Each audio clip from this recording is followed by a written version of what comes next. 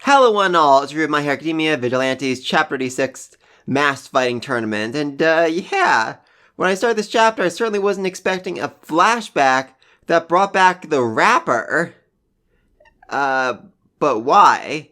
I mean, this might just be, you know, an Easter egg, a little cameo for fans. Say, hey, remember this guy who loved the main series? Here he is again. Remember he talked about fighting in underground tournaments? Well, here he is fighting underground tournaments. Yay! And if that's it, that's fine. I have no problem with that being all that's being done here, but after the last flashback brought some huge revelations that end up being super important in the main series, I'm entering this with a lot of suspicion that this is going to be super critically important in the main series as well, and a theory that I saw online that I really love is that basically we're getting Task Force X, Suicide Squad. For those of you who don't know what that means, it's a concept in DC Comics where essentially a team of villains run by the government in order to do things that heroes can't or won't do. And I think Rapper is going to be a part of it. I mean, all he ever wanted to do was, you know, fight people. He wasn't necessarily being a villain because he wanted to hurt people, because he wanted to kill or cause destruction or anything. He just wanted to find strong people to fight, and being a semi-hero for the government, he would definitely be able to do that. Plus, he was super nice to Facom when he lost, so maybe Facom would recommend him for the program somehow, some way. That'd be interesting. Next up, probably Gentle and Labrava, which makes a lot of sense. They were very impressed by Labrava's hacking skills and they brought her in. And the last line of Gentle was basically, it's not too late to turn your life around. Looking back, it makes so much sense. That was basically the government recruiting him, asking him to join their program, to join their Task Force X. Next up, let's say Kurogiri? That might seem like a crazy idea, though nowhere near as crazy as my next guess.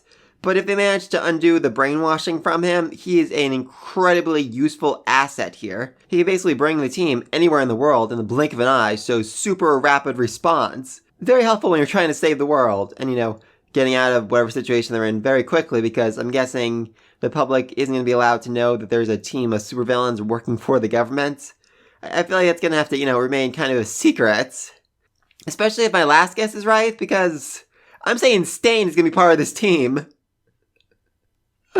Oh, I know, that's absolutely insane, but I think it makes sense. You know, Stain, like Gentle, he went to hero school, he wanted to help people. He didn't kill heroes because he was some sick monster who got a jolly out of killing people.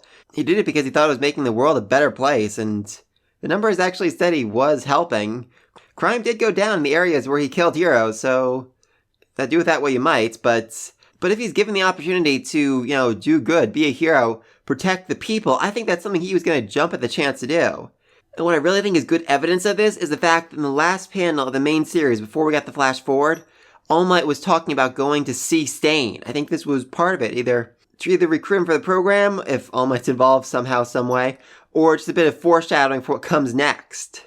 And quite frankly, that scene would be very helpful in the main series right now. I mean, most of the heroes are either, you know, knocked out or busy dealing with a lot of chaos and anarchy right now, so a little extra help right here would be very much appreciated, even if it did come from a team of villains. And you know, I've been racking my brain trying to think, okay, how exactly are they going to stop Giganto? How do you stop a monster that size? And looking back, the answer was obvious. It's Stain. Stain can stop anyone if he gets a drop of their blood, and Giganto is so big, I doubt he'd even notice if he started bleeding. So Kurogiri teleports Stain right next to Giganto, he gets a little cut of him, and then he can completely paralyze him for several minutes, buying time to either evacuate the citizens or find a way to stop him more permanently. I think this villain-hero team thing makes a lot of sense right now, especially because, you know, Gentle, Stain, Kurogiri, even Rapper to a certain extent, they were all characters who felt bigger than the role they played. Like, I mean, don't get me wrong, Stain was super important early on, but everything about him felt like, you know, this is a character who's going to come back. This is a character who's going to play a role down the road. And if he does, oh, I would absolutely love to see Ida reacting to that. Oh, that'd be fun. That'd be a lot of fun. But yeah, those are my thoughts on the whole Suicide Squad thing. Let me think of all that down below. Let's talk about the rest of the chapter. We open up with Tsukachi going to go visit Pop in the hospital and looking rather annoyed that Soga and the gang are guarding the door. He's thinking to himself, these guys are 3 thugs. I'm a detective. How are they telling me where I can and can't go? Oh, that was funny. And then we got a very interesting information that the hospital where Pop is staying in got a large donation from a man named Takashi Korwai. And not gonna lie, when I first read this, I thought to myself, oh my god, it's the doctor. It's All for One's doctor. He controls a bunch of hospitals. That's where he gets his research subjects from. That's what's gonna be happening here. No, turns out Takashi Korwai was a name on Knuckleduster's business card back in chapter 16. Yeah, I did not remember that. Thank God for Reddit for reminding me of that. And apparently he holds positions at other companies and non-profits. How rich is this man? Seriously. I think this goes back to something that has never really been confirmed, but been hinted at a few times. Heroes are really, really rich. Like, stupidly well off. I mean, with the, with all the action figures, trading cards, toys, models, whatever you want to call it, they make a ridiculous amount of money, which is probably, how he was able to afford, for one thing, living basically in isolation for several years, and for another, giving all these large donations to these hospitals and non-profits. I guess that's what he did before he, disappeared from public life. Very curious about that. Also, how rich is All Might? I mean, this has never been brought up at any point in the series, but he has more merch than anyone in the world, so I feel like he has to be, like trillionaire level rich, but it is All Might. Maybe he just donates all the money to charity or something. I'm very curious about that. I feel like at some point he was going to say, okay, Deku, just so you know you're in my will for several trillion yen. Don't freak out or anything. Anyway, then we have the flashback to the Underground Masquerade, a fighting tournament between people who are free to use their quirks to their heart's content, which, yeah, it makes a lot of sense something like this exists in Hero Society. And I just absolutely love this one theory I saw online. Drunk Lee, he shoots fire out of his mouth. And what was the quirk that Deku's father apparently had? Shooting fire out of his mouth. Is Drunk Lee Deku's father? Probably not. But it would be an absolutely amazing way of introducing him. Everyone's all, focused on Rapper. They don't even realize that they just met Deku's father. Like I said, very unlikely, but certainly be a fun twist. Anyway, then turns out Knuckleduster's investigating this, not for the, illegal fighting that's going on, but for the drugs that are currently passing through it. Which, interesting. I always assumed, he blamed himself for his daughter being captured by the bee user because he wasn't paying attention to her, she ran away, she didn't like him, whatever, teen angst, all that. But if he was investigating the quirk-enhancing drugs before any of this happened, they may have targeted his daughter as a way of getting back at him for disrupting their organization.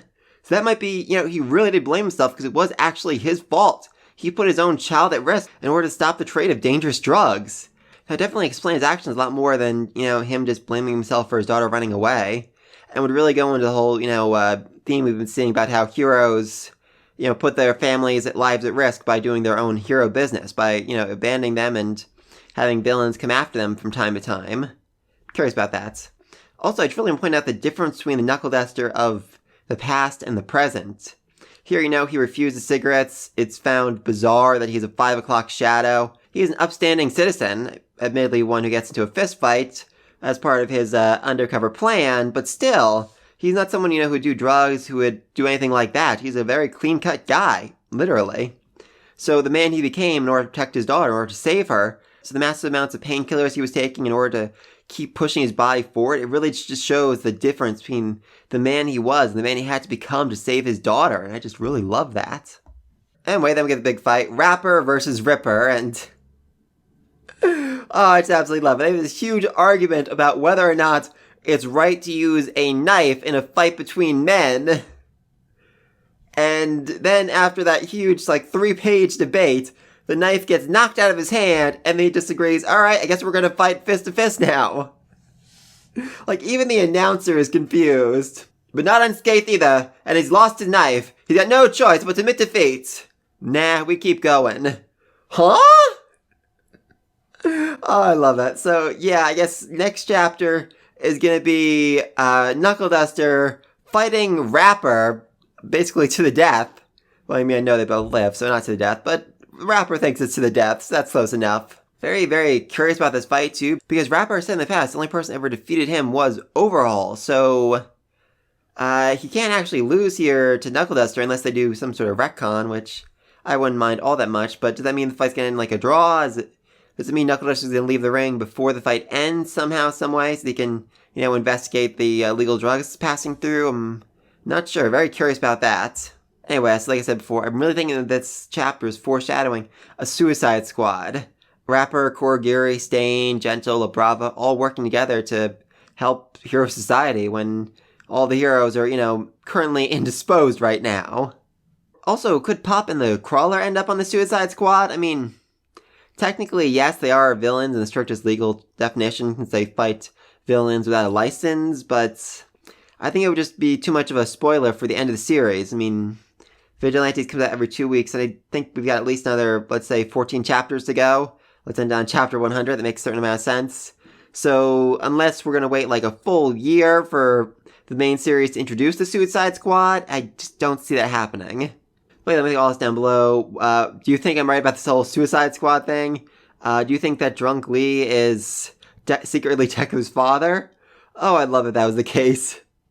What's gonna happen with Knuckleduster versus Ripper versus Rapper? Who's gonna win this fight? And is his investigation into drugs will end up getting his daughter abducted and brainwashed and possessed by the bee user? And also, just where is this going to go? I mean, like I said, I think it's all, foreshadowing leading up to the Suicide Squad in the main series, but what's the point of having it in this series, in the spin-off series, in Vigilantes? Because I feel like we're going to learn something, not just about Knuckleduster's past, but also about how his quirk was stolen, what the villains are really planning. Is O'Clock 2 actually working for the Doctor and All for One, or did he, leave? Is he off doing his own separate thing right now? I'm very curious. But let me think of all that down below. Be sure to like, subscribe to this video. And until then, peace!